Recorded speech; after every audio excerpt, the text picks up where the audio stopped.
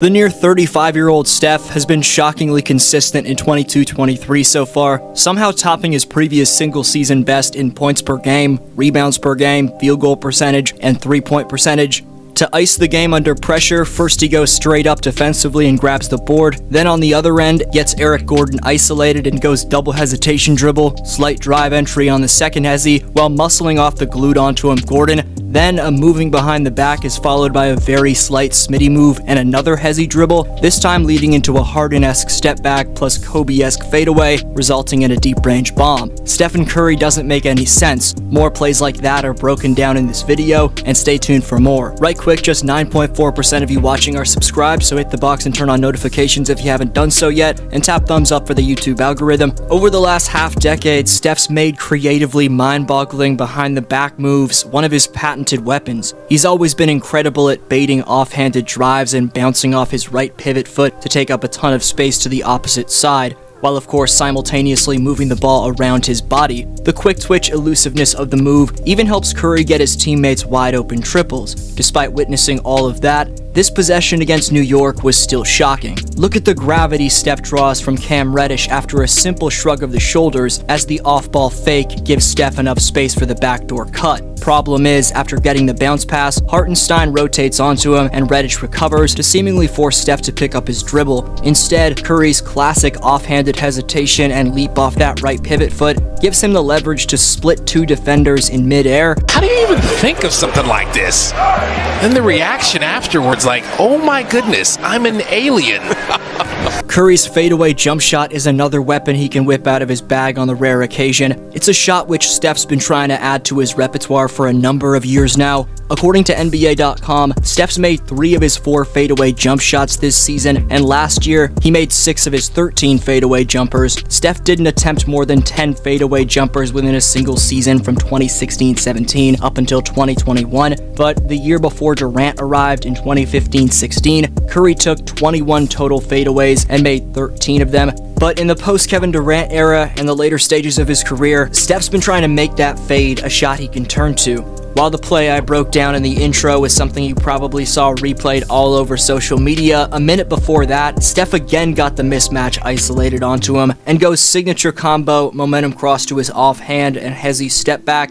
And despite this probably not being labeled as a fadeaway on paper and instead being called a step back, the body control under pressure and leaning back dagger shows you that Steph works on these Kobe-esque fallaways about 24/7. Curry's craftiness, wherewithal, hand-eye coordination, and conditioning allow him to almost always know exactly how much space he has between he and the defender and execute instinctively. Golden State's down 2 with just under 2 minutes remaining, and notice how Steph has the stamina to bait step-back jumper out of 2 separate combos before he realizes Terrence Davis is right there and gets the first step to his left. A pump fake fools the recovering TD, Sabonis picks up, but Curry's soft touch and balance allow him to just lean back and fundamentally create space. Mentally, Curry's always one step ahead of the defense, so the next offensive possession, he's well aware Sacramento's naturally going to be worried about all the finesse he just showed off working off the bounce in the lane. Directly after Green's pick gets Curry's matchup off him and Davis, Steph attacks, which gets Herder thinking Steph's going to maybe find Draymond on the roll, or like last possession, get an overpowering first step. Because of how he times it and sells drive with his body language, Steph's seemingly simple all-in-one motion between the legs momentum to his offhand and step back was evidently the last thing on Kevin's mind. That right there is a once-in-a-lifetime combination of off-the-dribble space creation and shooting mechanics / range that we should all appreciate getting to witness. Steph's been having the best year of his career from every area on the floor,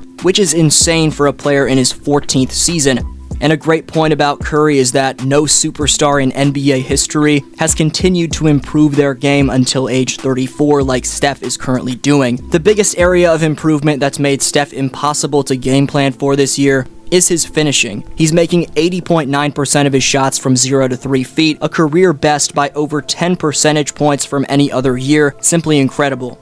Here, Landale respects that finishing ability and stays low in his drop coverage, but Steph proves you simply can't be that far back. Conundrum for defenses is that you also can't be too far up in drop coverage, as Landale makes the adjustment the next time down, but bites on an in and out move and recovers late to give Steph the and one.